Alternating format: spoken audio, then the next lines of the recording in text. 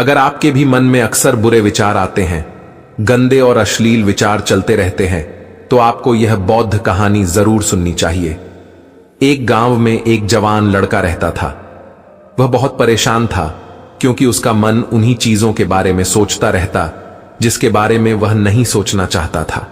वह अपनी छोटी छोटी क्षणिक खुशियों के लिए अपने दिन का ज्यादातर समय बर्बाद कर देता और फिर बाद में इसके लिए पश्चाताप करता था, लेकिन वह ना चाहते हुए भी अगले दिन फिर उन्हीं आदतों को दोहराता।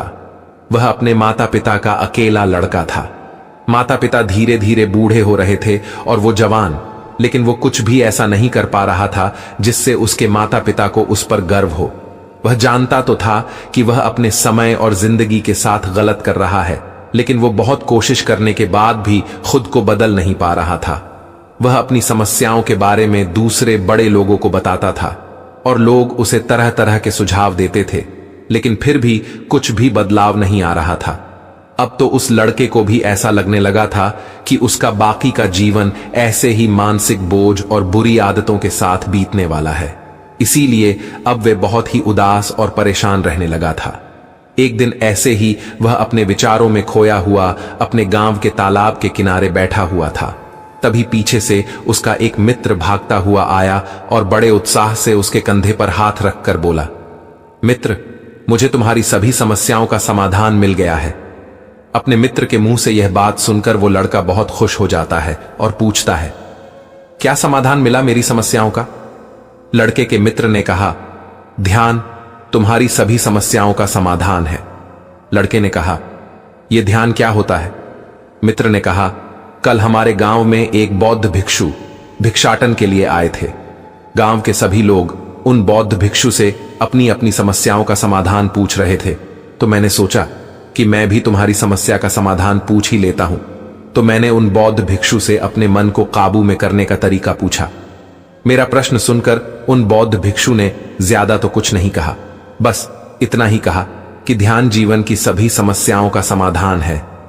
मैंने सोचा कि तुम्हें ध्यान के बारे में पता होगा, इसीलिए मैंने उन बौद्ध भिक्षु से ध्यान के विषय में ज्यादा कुछ नहीं पूछा। अपने मित्र की बात सुनकर उस लड़के ने कहा, मुझे उन बौद्ध भिक्षु से मिलना है। वह लड़का और उसका मित्र बौद्ध भिक्षु को ढूंढने निकल पड़ते हैं।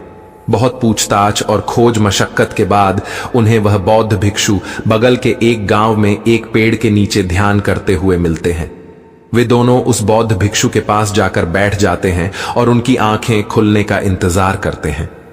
थोड़ी देर बाद जब बौद्ध भिक्षु अपनी आंखें खोलते हैं तो लड़के उन्हें प्रणाम करते हैं और कहते हैं, आपने ये तो बता दिया कि ध्यान जीवन की सभी समस्याओं का समाधान है, लेकिन आपने यह नहीं बताया ध्यान है क्या? बौद्ध भिक्षु ने कहा, ध्यान क्या है इसको मैं शब्दों में समझा पाऊं, इतनी मुझ में सामर्थ्य नहीं, लेकिन अब क्योंकि तुम लोगों ने प्रश्न किया है तो मुझे कुछ ना कुछ तो बताना ही पड़ेगा।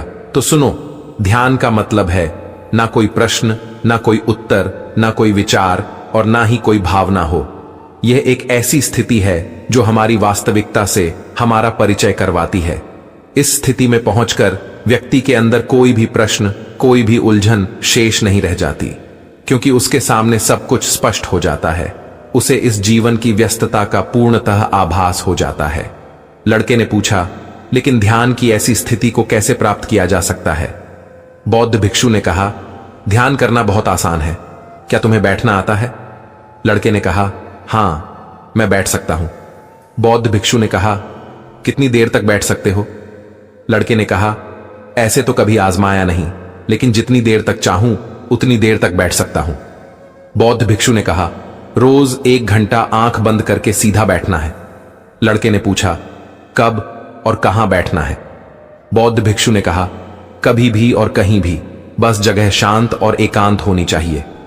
लड़के ने फिर प्रश्न किया, मेरे मन के ये गंदे विचार और मेरी बुरी आदतें कितने दिन में छूट जाएंगी? बौद्ध भिक्षु ने कहा, सिर्फ 1 दिन में अगर तुम 24 घंटे आंख बंद करके बैठ सको तो। और फिर बौद्ध भिक्षुओं से आज्ञा लेकर लड़का अपने घर आ जाता है और ध्यान करने बैठ जाता है, जैसे वह अपनी आंखें बंद करके बैठता है। उसके मन में तरह तरह के विचार उठने शुरू हो जाते हैं, जैसे क्या ध्यान करने से सचमुच कुछ फायदा होगा? मैं अपनी बुरी आदतों को छोड़ भी पाऊंगा या नहीं? आखिर लोग मेरी इज्जत कब करेंगे? मैं तो उससे प्रेम करता हूं, लेकिन वह मुझसे प्रेम क्यों नहीं करती? मैं ऐसा क्या करूं कि मैं बहुत सारा धन कमाऊं और अपने गांव का सबसे अमीर व्यक्ति बन जाऊं? इसी तरह के और भी विचार उसके मन में लगातार उठने लगे। फिर उसे ध्यान आया कि भिक्षु ने कहा था, ध्यान की अवस्था में कोई विचार, कोई भावना ही नहीं होती। अब वह अपने विचारों को रोकने का प्रयास करने लगा, लेकिन क्या बहती नदी के पानी को कभी कोई रोक पाया है? वह लड़का भी अपने विचारों को नहीं रोक पाता और आंखें खोलकर बैठ जाता है और सोचता है, अब तक के जीवन में बहुत से काम किए, लेकिन इतना मुश्किल काम कभी ना किया था। और वो बौद्ध भिक्षु बोल रहे थे कि ध्यान करना बहुत ही आसान है। वो लड़का उन बौद्ध भिक्षु से मिलने दोबारा अपने घर से निकल पड़ता है और उनके पास पहुंचकर कहता है, आपने तो कहा था कि ध्यान करना बहुत ही आसान है, लेकिन यह तो मुझे दुनिया का सबसे मुश्किल काम लग रहा है। मेरे बहुत प्रयास करने के बाद भी मेरे मन में विचार उठने बंद नहीं हो रहे हैं। बौद्ध भिक्षु ने कहा, लेकिन तुमसे विचारों को रोकने के लिए किसने कहा है? लड़के ने कहा, तो फिर विचार रहित स्थिति कैसे प्राप्त होगी? आपने तो कहा था कि ध्यान में कोई विचार, कोई प्रश्न नहीं होते। बौद्ध भिक्षु ने कहा, हमारे दिमाग में हर समय बहुत से विचार जन्म लेते हैं और मरते हैं, लेकिन हमारा मन उनमें से किसी एक विचार को पकड़ लेता है और फिर उससे जुड़े विचारों के बारे में सोचता चला जाता है। इस तरीके से हमारा मन विचारों में उलझ जाता है और हम भूल जाते हैं कि हम क्या कर रहे थे। जब तुम ध्यान करने बैठोगे तो तुम्हारे दिमाग में भी बहुत से विचार उठेंगे और खत्म हो जाएंगे, लेकिन तुम्हें किसी भी विचार का चुनाव नहीं करना है, बस उन्हें देखना है। तुम्हारे मन में विचार उठेंगे और खत्म हो जाएंगे। धीरे धीरे समय के साथ इन विचारों के उठने की गति कम होती चली जाएगी। बौद्ध भिक्षु के मुंह से ये सारी बातें सुनकर लड़का अपने घर वापस आ जाता है और दोबारा ध्यान करने के लिए बैठ जाता है। इस बार वह बौद्ध भिक्षु के बताए अनुसार अपने मन में उठ रहे विचारों को देखता है। वह कुछ देर तक तो विचारों को सही भाव से देख पाता है, लेकिन फिर उसके मन में ऐसे विचार उठते हैं जिनके बारे में सोचने से वह खुद को रोक नहीं पाता और वह गहरे विचारों में खो जाता है। कुछ देर बाद उसे याद आता है कि वह तो ध्यान कर रहा था। वह दोबारा विचारों को देखने का प्रयास करता है, लेकिन इस बार उसका मन दूसरी चाल चलता है। अब उसके मन में अश्लील विचार उठने लगते हैं। सोचता है कि ध्यान जैसी पवित्र स्थिति में यह अश्लील विचार क्यों उठ रहे हैं। वह अपने मन में उठ रहे अश्लील और गंदे विचारों को रोकने का बहुत प्रयास करता है, लेकिन वह उन्हें रोक नहीं पाता। उसके मन में लगातार बस ऐसे ही विचार उठ रहे थे।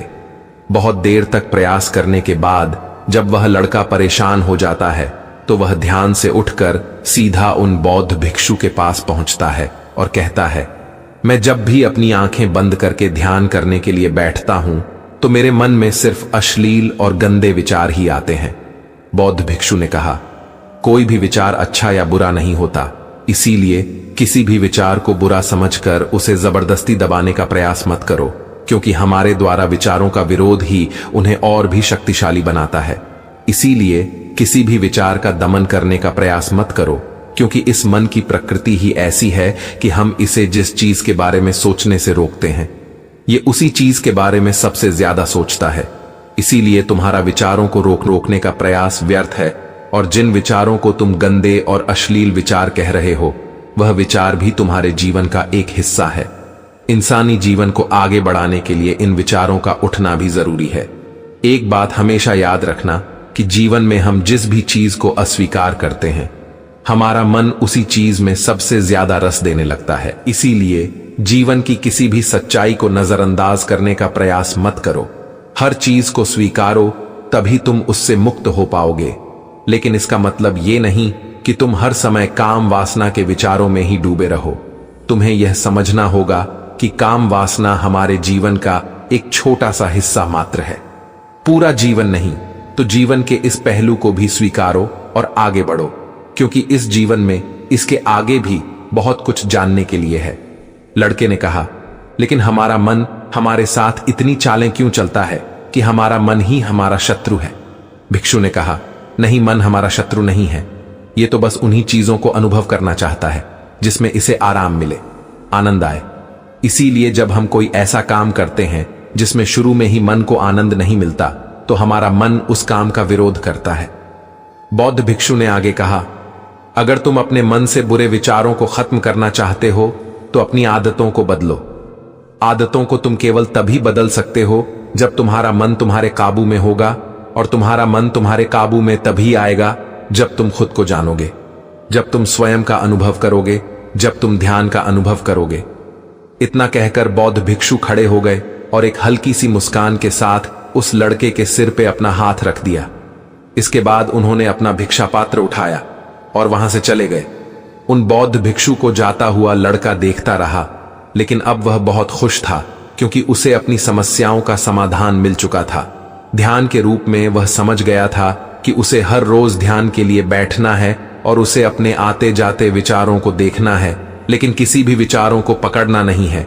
समय के साथ वो विचार खुद ही गायब होते चले जाएंगे। साथ ही वो ये भी समझ गया था कि कोई भी विचार अच्छा या बुरा नहीं होता। विचार सिर्फ एक विचार होता है, इसीलिए विचारों का विरोध करना भी व्यर्थ है। आशा करता हूं वीडियो आपको पसंद आया हो। ऐसे ही लाइफ चेंजिंग वीडियो के लिए हमारे साथ जुड़े और वीडियो को लाइक और चैनल को सब्सक्राइब कर दें। धन्यवाद।